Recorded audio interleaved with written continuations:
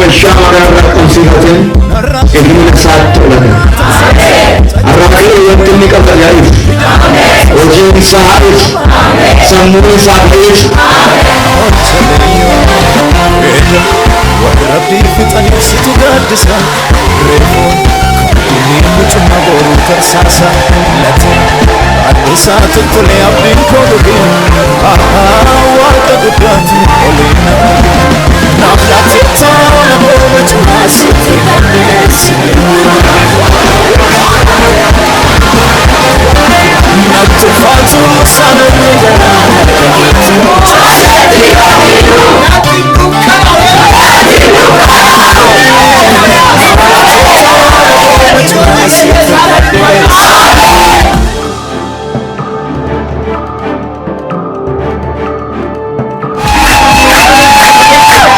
sagaleen waaqayyo akkuma dubbatu saba hundumaatti deebi'ee dhufu gooftaa keenya Yesus Kristos himuun dirqama nama hundumaati. Kun har'a konfiraansii magaalaa Maqee irratti tajaajila paaster Masaratiin lubbuu haara hamni kun hidhaa seexanarraa hiikamuun saba waaqayyootti dabalamanii isa kana godheef waaqayyoof galanna ta'u.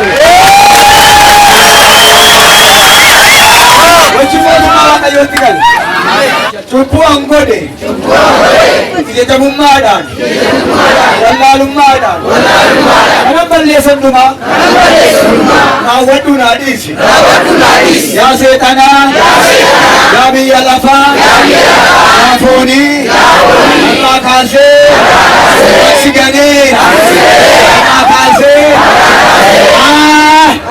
kan waaqayyoo ta'eera maqaa kaasee Anifati, Umayyu, Walitti, Amnu, Sikadera, Yawakayo, Sukuko wana lifte, Otuma ketu wana namante, Igal make Yesusi, Kirenya ko guutuu, Wamboji tef, Nisi fasau.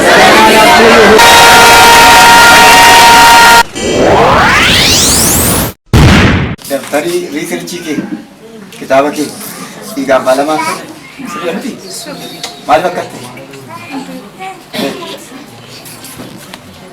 बारह रोज़ इंगल पर डॉक्यूमेंट के कब मारा कर इतना दिन अलग रोज़ी से करते बाला जाओ जाओ जाओ जाओ जाओ जाओ दफ दफ दफ अच्छा जाओ अंदर बैठे सको वाम दफ दफ दफ दफ apa tegas baca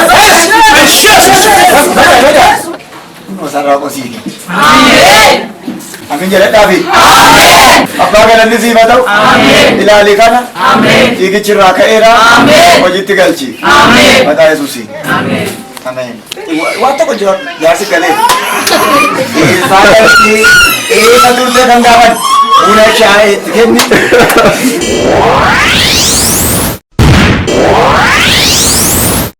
Sergamara Thailand jirama gandi jirenya ko dongoreti yoti iddo waaqeffadhu moddo walda makkaatu jira wanti ni dubbachuu barbaadu waa'ee harmee kooti harmeen ko jalqaba dhugwa adagaa makiinaatiin dhaamti turte barri sunis bara 2005 keessa naannoo jeesh nafaati yeroo sanirraa adagaa makiinaa sababii dheef dhukkuba baay'ee cimaa dhumamtee turte dhukkuba san keessatti hamma naannoo ji'a tokkotti afaaniilleen waa tokkollee warraaquu hin dandeessu achirraa kaasee immoo saniin booda konfiraansiin naannoo waldaa maqaamsa keessatti qophaa'ee achumaan immoo paaster Masarat dhaabaatuun tajaajilee ture guyyaa sanii armaan dura immoo haati ta'eetuun baay'ee socho'uu hin dandeessu guyyaa sana akka carraa ta'ee dhageessaa ta'eyyuu gaafa geessinu sagantaa cimaa jira konfiraansii jechuudha bara 2005 keessa barrisaa'ii gaafa fuunee dhannu saniin dura deemuu hin dandeessu dubbiyyuu seeraan uffataa dubbachuu hin dandeessu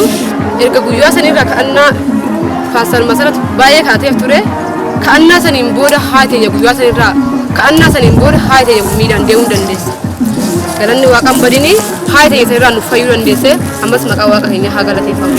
Maqaan kiyya Abbabuu Daggifeetiin jedhama gandi jireenya koo dongorree xiyyooti makiinni rukute yoo sanii kecha efan of beeke dafee of beekni ani si'an of beekusetti bakka tangeet fakkaate bakka naqes hin beeku duuhis wanta ka'e hin beeku ta'uto maalo ko nangeekitu ko forsinje yennan gaadhaan naftanii gaadhaan danda'een deemta afaan keessa danda'een dubbatu nafidanii asnan hujjure naaf kadhatee galakkisa hadeemu baasa masaraka hadeemtu gadi lakkisa beeduraan danda'een deemu nan deemi efagaase teenye nafayya efagaase amma nan gammada yarra amjaan kun nufu ganaafi baasa masaraka nufu ganaafi kalechi gisee daga halkan ndasnije ma nan gammada maaliif inni nufu ganaaf waaqayyo sarranaa nafayyisuuf nan gammada hojjeta wangeelaa baatii majiidhaan jedhama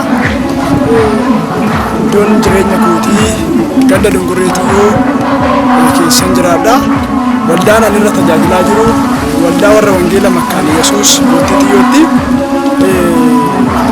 wanti nuni yeroo kanatti dubbachuu barbaadu akkasuma immoo waa'ee ganaasi tokko tiiviin kun banamuun isaa dhaloonni karaa kanaan dubbii waaqayyoo sagalee waaqayyoo isa jireenya namaaf kennu dhaga'uu hin danda'u dhaloonni baay'een immoo mana isaanii ta'anii sagalee waaqayyoo kana dhaggeeffachuu hin danda'u waa'ee tiivii kanaa waaqayyoo ulfaatu isa kanaaf waaqayyoo galateeffachuu barbaada inni kan biraati wanti nani dubbachuu barbaadu waa'ee obboleessa keenya paastar Masarate baay'ee nama waaqayyoo isaanii bara 2005 lafa kana dhufanii yeroo isaan tajaajilanii haalli isaan gidduu keenyatti deddeebi'aa turan tokko nama gaarraamii nama waaqayyoof hojjechuu jaalatan isa kanan ani fiikooti kanan arge baay'ee natti tolu baay'ee nama waaqayyooti waaqayyo gooftaan isaan haa eebbisu jedha akkasuma immoo harki waaqayyoo nama irra jirudha gaarraamii nama gadi jedhee nama tajaajiluu barbaadu isa kanan isarraa argeen kanaaf bara kana akka inni deemu hawwa kootirraa kan jedhanii har'a kanatti tajaajilaa waaqayyo mana isaanii jireenya isaanii bara isaanii haa eebbisu jedha. Galanni gooftaa keenya Yesus Kiristoosiif haa ta'u ammas immoo keessummaa tokkoof gidduudhaa qabna keessummaan keenya maqaa ishee eessaa akka dhuftee fi waaqayyo immoo maal isheef akka godhe nutti murraanii galti maqaan keenyudha. Maqaan koo Barbaan jedhama kanan dhufe Buraayyuu Kattaarraa waldaan koo Kolfee Qaaleetidha. Waaqayyo maal sii godhe? Waaqayyo annaaf godhe ani ortodoksiin ture mana koo wajjin baay'ee wal lolaa turre amma wal kassasnee adda adda baanu irratti illee geenyee ture as charchii kan immoo dhufee tanan akka gaaxamii zayitii asitti sagantaa paastar Masarat jechuudha. Sagantaa paastar Masarat kana obboleettii keenya zayitii fiddee achi dhagna koo akkasuma nyaata mana jedhee dubbachaa ture dhagna isaa sana hin dibne otoo nuti duraan mormaa ture sana otoo manatti hin beekin nageessa nan deemee waaqayyoon fudhatee isatu dhagna isaa nyaata ture isatu dibate abbaa manaa jechuudha. Isatu dibate ergasii waaqayyoon hin amane amma beeksisni kun hundumtuu waaqayyoon fudhatanii naanni lammaffaa immoo na dhukkuba ture luka kana garmalee na shamaqqaqee na dhukkuba ture deemuu amma dadhabutti baay'ee na dhukkuba ture na dhukkubu gaafa maaksanyoo akkuma har'aa kana ture as dhufee paastar Masarat waan hundumaa jedhanii naa kadhatan durumaan dursee immoo bofanna iddanan na akka afuuraamaa ta'e naa galeera mana kimis hin deemne abjuudhaan si dhibde mottam abjuudhaan na idde bofa lamatu luka koo na idde na yaa hojii seexan akka ta'e naa galee hin deemne mana kimis hin deemne numan kadhachiifadhe as dhufee isaan kadhachiifadhe bakka dura baay'ee kan na dhukkubaa ture qaxxadhee erga gaafsaniiti nattis deebi'ee hin beeku nattis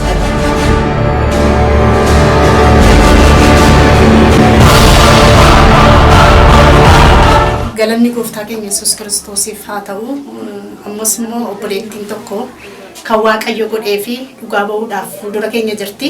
Tefufish maqaan koo Taarikii Amsaalin jedhama kanan jiraadhu Burraayyuudha iddoodhaatti waaqeffadhu waldaa muruu wangeelii Tsaraasee Hunjiruudha wanti waaqayyo naaf godhe yeroo duraa dugdi na dhukkuba ture dugdi koo na dhukkuba garuu dhokfadhee man ture hin dubbadhu booddee garmalee manatti cimaa dhufennaanii hospitaala guddaan deema hospitaala alartii ultiraasaawundi isaanii bareedaadhaan nan achi dhaqee gaafa achi dhaqu dugdi kee miidhama guddaa qaba lafeen kee miidhameera naan jedhan namichi doktara na ilaale doktara lafee specialistidha achuma maaliin godhare doktara naan wayyu wanti si godhamu jiru naan jedhe maali waanumti xinnoo sheenaa fooyyessurree qorti naa ajajamumtu jira nama tokko iyyuu jiru yoom ofii kee of eegda ta'e malee ofiidhuma kee boqonnaa yoo fudhatta ta'e malee jennaan maaliyaa waaqayyo ani ganaa ijoolleedha waan baay'eetu narraa eegama akkamittiin saatii kana dugda dhukkubsachuu danda'a baay'ee nan boo'ee bakka garaagaraa deemee kadhachiifadheen ture garuu hin fayyine yeroodha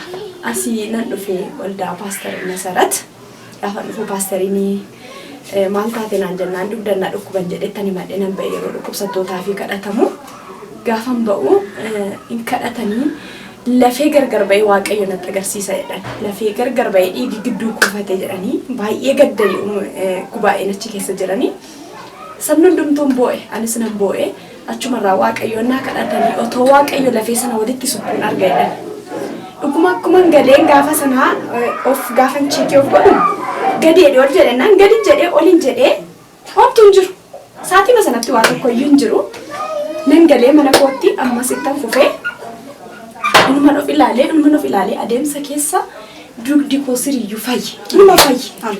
Baga gammaddee baga waaqayyo si gargaaree akkasumas immoo namoonni fagoo teessanii sagantaa kana ilaaltan amantiidhaan waaqayyoon obboleettii keenyaaf qaqqabe isiniif isin qaqqaba. Yesus Kiristoos tola nama fayyisa. Gooftaa sagantaa kana irratti fayyaa isiniin jenna.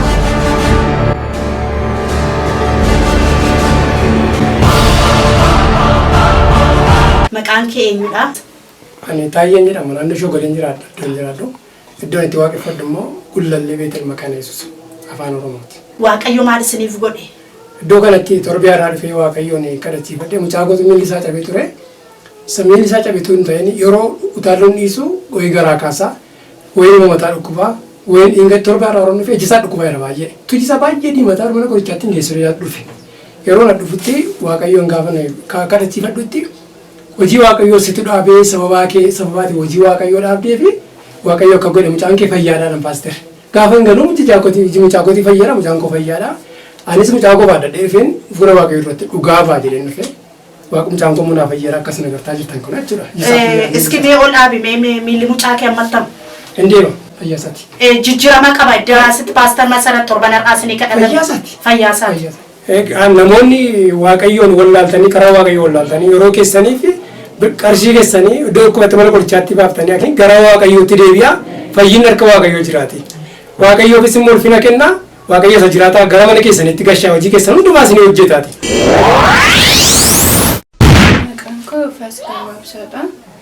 Kanan dhufee Fincaa Wallaggaa jechuudha. Waldaa Mudaangeelii. Fincaa'ama jiraatta jechuudha ammayyuu. Amma as jiraadha. Waaqayyo maal sii godhe? Ani yuunivarsiitii Tombaradhu 2007 kaasee naannoo Naasii keessa jechuudha. Callisina dhukkubee achi gaafa mana yaalaa deemu mul'atu. Booda bolaan koo mul'uu mirmaraa godhe jedhan. Gaafa mul'uu mirmaraa godhu hundarraa nagaadha tiru dhukkubsattaadhaan.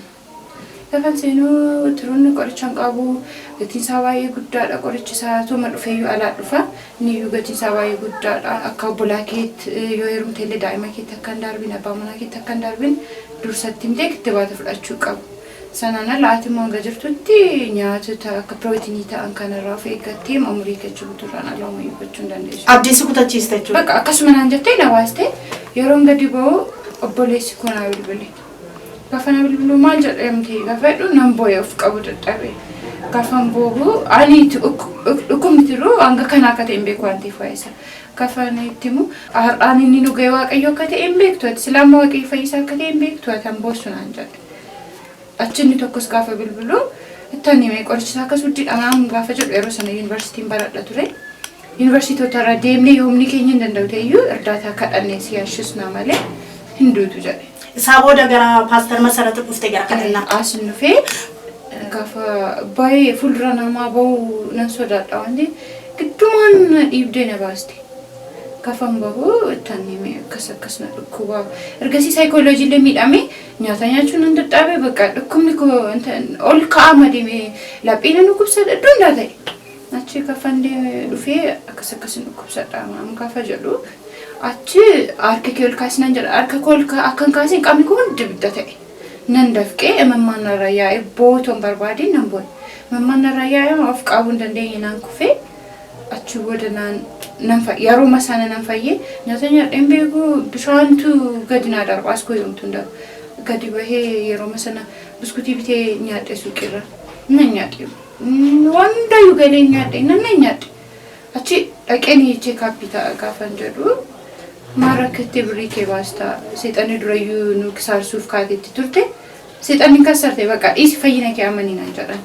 Achumaan nu qaabaanne nan isee barana sababa ulfaatiin akka cheekii ta'uu tiru kan jechuudha. Bilisadha jedhame. Bilisa taateettam. Bilisa. Waan tokkoyyuu hin jiru. Homtu hin jiru. Waaqayyoof haa ta'u. Waaqayyoof galannaa ta'u waaqayyoo kanaaf godhe kanadha. Paaster immoo waan isaan dubbatan obbolaa koos kanan duratti kadhatamee firaarmee koofis adaadaa koofis dhibee dhiigaarraa dhiibbaa dhiigaarraa dhibee garaagaraarraa fayyaniiru mana kanatti fayyinni guddaan nuuf ta'eera. Waaqayyoof galannaa ta'u paaster immoo waaqayyoo isaanaa eebbisuu ammas kanarra caalaa waaqayyoo dabalee akkatti hojjetu nan kadhadha. Maqaan koo Masarat Beenyaan jedhama. Magaalaa Buraayyuu keessa waldaa Makaana Yesus Buraayyuu waaqeffadha. Iddoo kadhannaa kana dhuftee maaltu sii ta'e? Torbee darbee obboleettiin koo tokko na fiddee dhufte galanni waaqayyoof haa ta'u gaafa yeroo man dhufee jedhu paastariin faa kadhachaa turan jechuudha. Wanti sindidee tokko jedhanii kadhachaa turanii isaa booda obboleessi koo immoo waggaa kana manaa bahee poolisiin deemadhee ture. Isa booda ergachi gayaa sinjiras jedhu du'eeras jiraadheeras nuun hin jedhu baay'ee boonya ture. Maatiinis baay'ee dhiphatu turanii isaa booda suuraa isaa baasee moobaayilii irra paastarii faatti geesse suuraa isaa moobaayilii keessaa baasee paastarii faatti geessennaan paastariin faa kadhatanii bakka torbee kana siif dawwalanaan jedhan. Isa booddee gammadee tole jedhee bu'aan galee isa booda guyyaa kaleessaa bari'ee moon bariine jedhee turrafaa jiru bilbilli haaraan naa bilbilame achi gaafan kaasu isadha.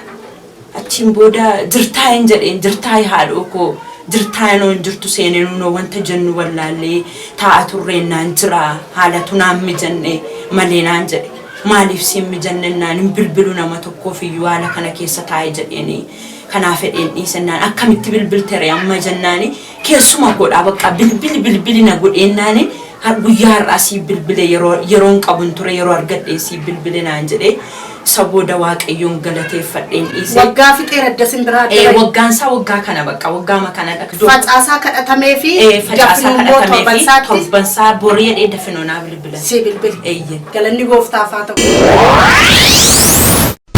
Almiifaan jedhama. Asuma kattaadha kanan jiraadhu kanan waaqeffadhu makaneessii kattaati. Iddoo kadhannaa kanaa dhuftee maaltu sii ta'e? Iddoo kadhannaa kana dhufeen ija koo garmalee na dhukkuba ture. Ija koo na dhukkubee mana yaalaas deemee furmaatan argani. Buleessi tokko gaaf tokko gara kanaa kotsiif kadhatamannaan isa wajjin nan dhufe. Naaf kadhatanii paastar Masarat. Paastar Masarat gaafa naaf kadhatanii ija koo sanarraa nan fayye. Kadhanniin paastar Masarat faa keessaa kan adda godhee isaan ilaalu. Gaafa kadhatan hundee dhukkuba sanaa ka'umsi isaa eessa akka ta'e isinitti himaniitu dhibee sanarraas akka fayyinu kan isaan godhan. Halkan keessadha baay'ee na dhukkube jennaan nan yaadadhe bishaan asitti irratti nuuf kadhatame jira.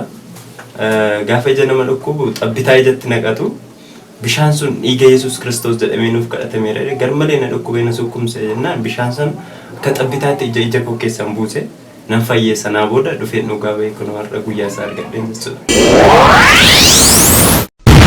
Kan hundumaa kan hojjete Waaqayyoodha. Waaqayyo isa kan hundumaa hojjeteef galanni guddaan haa ta'u. Waaqayyo waa'ee keenyaaf waa'ee jireenya keenyaaf ammayyuu hojiitti jira. Hundalee Yohaannis boqonnaa 5 lakkoofsa 16-17 irratti sagalee Waaqayyoo dubbatu gooftaan keenya Yesuus Kiristoos akka jedhe abbaan koo hojjechuutti jira anis nan hojjedha jedhe. Namoonni waa'ee waan keessa jirtaniif dhiphina keessa jirtaniif qoromsa keessa jirtaniif abdii kutattanii jiraattan Waaqayyo waa'ee keessaniif hojiirra jira. Faarsaa 77 lakkoofsi 11 akkas jedha yaa gooftaa gochaa keessa dinqiisaa isa durii wanta hojjette hundumaa na yaadadha jedha. Egaa wanti Waaqayyo har'a hojjechaa jiru kun siifis mana keetiifis jireenya keetiifis abdiidha. Abdiin jireenya namaa, abdiin mul'ata namaa, abdiin bara namaa Yesus Kiristoos wanta ta'eef Yesus inni namoota kana hundumaatti bilisa baase sis bilisa hin baasa. Sagalee Waaqayyo akka jedha Yesus Kiristoos kaleessa isa ture har'as bara baraanis sanumaadha. Akka jechuun har'as hojjechuutu jira, kaleessas hojjeteera, boris hin hojjetaa jechuudha. Egaa siif hojjechuu Waaqayyootti namanta yoo ta'e atis waan si qabu hundumaa keessatti abdiin kutatin dhukkuba rakkisaa kamiinuu haa ta'u, dhibee dhukataa, dhibee mul'ataa haa ta'u, lafuma jirtu jiraadhu amani. Waaqayyo akka bilisa si baasu nan amana. Waaqayyo namoota kan hundumaan illee bilisa baasee nan jedha maqaa gooftaa Yesus Kiristoosin isin warra miidiyaa kanaa jirtanis bilisa si naa baasu. Waaqayyo inni namoota kanaaf hojjete mana keetiifis jireenya keetiifis hojjetu. Namoonni mana keessanii sagantaa kanaa jirtanii amanaa fudhadhaa. Waaqayyo dhukkuba keessirraa kaaseera. Madaatti si baaseera. Baati baatee jirtu hundumaa Yesuus Kiristoos irraa buuseera. Har'aa jalqabe dhukkubi kun waan sirratti hin argamneef atis irratti hin argamu jedhee amani. Maqaan gooftaa fayyisaadha. Sagaleen isaa fayyisaadha. Dhaamsa tokkoon siidhaam. Inni hojjechaa jiru mana kee hojjeteera. Inni hojjechaa jiru jireenya kee hundumaaf hojjeteera. Kanaafuu dhukkubaan hin duutu homaan taatu. Maqaan gooftaa Yesuus Kiristoos hirkoo siif haa ta'u. Maqaan gooftaa Yesuus mo'icha siif haa ta'u. Maqaan Yesuus Kiristoos simboo siif haa ta'u. Maqaa kanaan beekami. Mo'icha mo'ichatti darbi maqaa Yesuus Kiristoosin ameen.